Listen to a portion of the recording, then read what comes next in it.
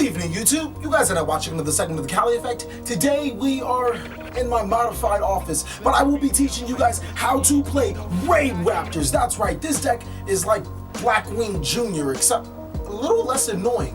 Most importantly, this deck can really make an impact on the meta by summoning an Cleefort Towers-like monster in the form of an Exceed monster that's just a little bit stronger and has a little bit more tools to work around it. Let's get into the cards and what cards you should be playing. Alright, we're going to start off with the RaidRaptor monsters. Now, I am not going to talk about every single monster because if I did, this video would be extremely long. Now, according to PR executives, I can only talk about the important RaidRaptors, which means that a lot of them are going to not be discussed. Of course, you guys can mention them down below in the description because you guys know every RaidRaptor card available in the entire universe. I'm going to divide them into between the summoners, the monsters that either special summon a RaidRaptor or special summon themselves, and then the other RaidRaptor cards that do other things. So we're going to start off with RaidRaptor Vanishing Lanius. When it's normal summon or special summon, you can special summon another RaidRaptor monster from your hand. It has no restrictions. It's basically a Goblin and Bird, but 50 million more times better.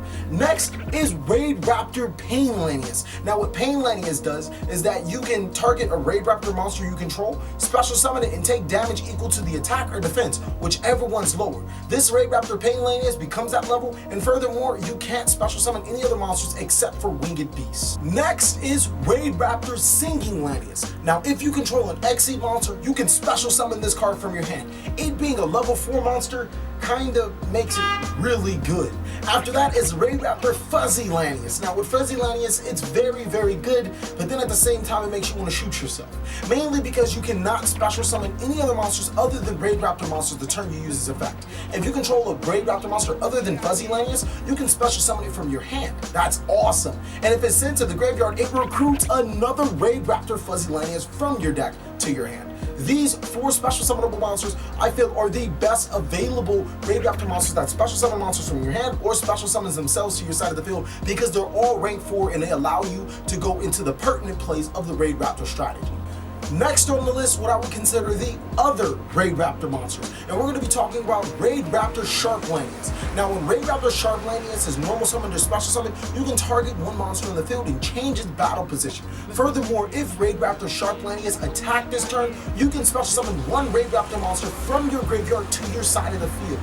After that is RaidRaptor Mimicry Lanius. When RaidRaptor Mimicry Lanius is normal summoned or special summoned, you can increase the levels of all your RaidRaptor monsters by 1. Now, I've never in my life used that effect. I've used the other effect. When it's sent to the graveyard that turn, you can banish it to add one RaidRaptor card from your deck to your hand.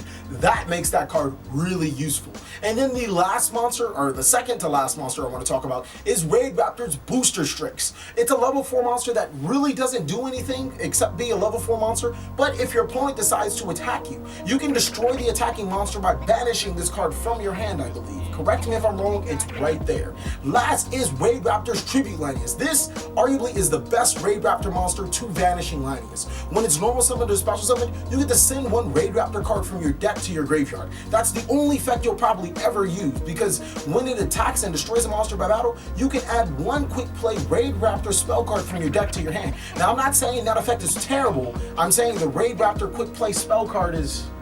Let's just get on to the other cards. There's one last RaidRaptor monster that I like to mention because it gets a category on its own. It's not a level 4 monster, but it has a really good effect. Arguably, I think it's the 3rd best RaidRaptor monster in all of the RaidRaptor monsters that you can play in your main deck. We're talking about RaidRaptor's Last Strix. Now, when a RaidRaptor monster you control battles, you control a spell or trap card in your graveyard or field. Keep in mind, I'm trying to go off of memory. You can special summon this card from your hand. Then gain 100 life points for every spell and trap card, I think, in your field and graveyard, something like that. I'm telling you, I never used that effect. The important effect about Last Strix is you contribute this card. Your opponent takes no further damage this turn. Special summon RaidRaptor monster from your deck to your side of the field. It's returned to the extra deck towards the end phase. That basically means we can skip Exceed summoning and then multiple rank ups to go into our big Cleefort Towers-like monster. That's exactly what RaidRaptor's Last Strix does. The opponent not taking damage is, but it doesn't really matter. We have a monster that's virtually invincible. Some great off-theme support to this deck is Harpy, Harpus, and Blackwing Zephyro Elite. Harpus allows you to search a level 4 lower winged beast monster from your deck to your hand, and Blackwing Zephyros it's Blackwing Zephyros. It's a pretty awesome card, allowing you to special summon himself by bouncing other cards to your hand. Now we can move on to the RaidRaptor spell cards and the support alike. And I know what you guys are thinking. I'm going to be mentioning every RaidRaptor Astral Force rank up spell card in the universe. Not happening at all. We're going to mention 3 RaidRaptor spells that are rank ups, RaidRaptor's Nest, and probably Allure of Darkness, because I mean it's pretty obvious. We can start off with RaidRaptor Skip Force, or Rank Up Magic Skip Force. I apologize. What Rank Up Magic Skip Force does is you can target one RaidRaptor monster you control. You can special summon a RaidRaptor Exceed monster. I apologize. The original RaidRaptor monster has to be an Exceed monster as well. That is 2 ranks higher than the monster you selected, and that's how you do it. The next effect of RaidRaptor Skip Force is if it's in the graveyard and not sent there that turn, you can banish it and one other RaidRaptor card to special summon a RaidRaptor Exceed monster from your graveyard. That's awesome compared with the next card I'm going to talk about, because it gives you instant rank ups. Rank Up Magic Astral Force. Now Astral Force is an amazing card because the first thing you can do is select one monster you control. Special summon a monster that is 2 ranks higher. Keep in mind the card you have to target is an Exceed monster. Special summon a monster that is 2 ranks higher than that card. So basically Satellite Cannon turns into, you know, the Giant Falcon, same way that RaidRaptor Skip Force would do. But another great thing about this card is if it's in our graveyard, we can skip our draw phase to add the rank up spell card from our graveyard to our hand. The next rank up magic, and the last one I'm talking about, is Soul Shade Force. At the cost of half of your life points, you can basically go into Cyber Dragon Infinity. It's not terrible, just not my cup of tea. Next is RaidRaptor's Nest. If you control 2 or more RaidRaptor's monsters on your side of the field, you can add one RaidRaptor's card from your deck to your hand. And followed by the last plausible spell card we can talk about, Allure of Darkness. You draw 2 cards and you banish a dark monster. Get you closer into your combos. Not really much else to talk about with that, but I feel like these cards are awesome. Oh wait, I forgot. For you guys that are fanboys, Swallow's Nest. How could I forget about the card that everybody loves? Oh, and I still have another one on top of that. What Swallow's Nest does is you contribute a winged beast monster, special summon a winged beast monster from your deck. It's not a bad card by any means. I'm not feeling it. The last card I can talk about is Cattle's Call. How can I forget about the card I infinitely hate? If you guys remember my Shining Victories box opening, I ripped one of these, I ate one of these. Pretty sure you guys didn't see it, but I ripped and ate a lot of these. What Cattle's Call does is that you can send one monster you control to the graveyard, special summon a winged beast or beast warrior or something like this. Basically, you get to special summon an Exceed monster from your deck. That's a RaidRaptor card, and then you use the RaidRaptor spell cards I was initially talking about to rank it up. It's a quick play spell card, so it dodges the effects of Effect Veiler. Who the hell plays Effect Veiler in this format?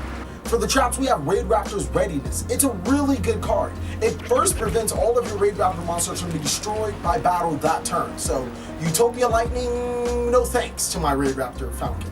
The next thing is that you can banish it in your graveyard and you take no further damage that turn. That's pretty good for preventing you from getting OTK'd. It has 2 effects. I think the graveyard effect is really manageable since you can send it to the graveyard, you know, in multiple ways. The next trap card is RaidRaptor's Gust, which is basically a Dark Bribe.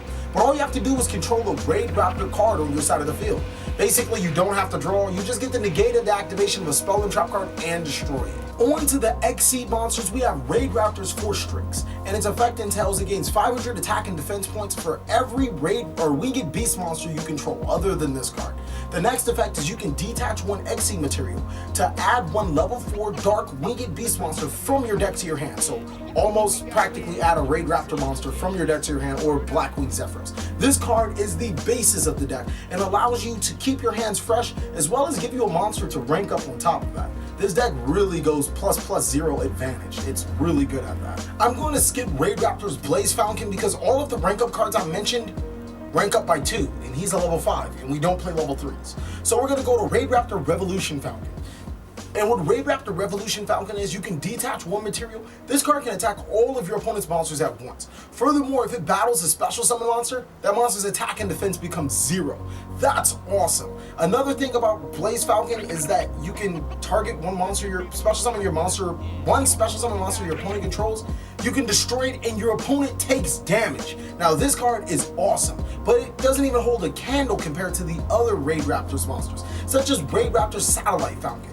When Satellite Falcon is Exceed summoned, you get to destroy all your opponent's spell and trap cards. Your opponent can't activate cards in response to the activation of this card. Now this card is even more amazing. I would also like to add on to the fact of this card, to Satellite Falcon, is that you can detach one material, target one monster your opponent controls, it loses 800 attack for each RaidRaptor monster in your graveyard. So he gets pretty good. The best RaidRaptor Exceed monster is RaidRaptor Ultimate Falcon, and what its effect entails is it's unaffected by your opponent's card effects. That's already awesome when you have a 3,500 attack monster that's completely unaffected by your opponent's card effects. The next thing is you can detach one material from this card. All of your opponent's monsters your opponent control will lose 1,000 attack. Furthermore, your opponent cannot activate cards for the rest of the turn. So that's pretty freaking good. Or is it can't activate cards, which means just for that activation, who cares? Furthermore, during the end phase, if this card still has a RaidRaptor material on it, your opponent's monsters will lose 1,000 attack. And if they don't have monsters, they'll take 1,000 damage because, you know, this card's just awesome. RaidRaptors are an awesome deck, especially when you sit down and critically think about how to build the deck. It's not predicated on just Ultimate Falcon. It has a lot of other plays in between. Well, that's pretty much all I can give you right now until I show you guys how to play RaidRaptors by playing with RaidRaptors. If you guys would like to purchase this deck, I mean, I do have deck cores for sale, and I advise you to get it before it's too late. Hop on the bandwagon before, you know, nobody's on it. So, you know, you don't look like, I don't know, a Seahawks fan.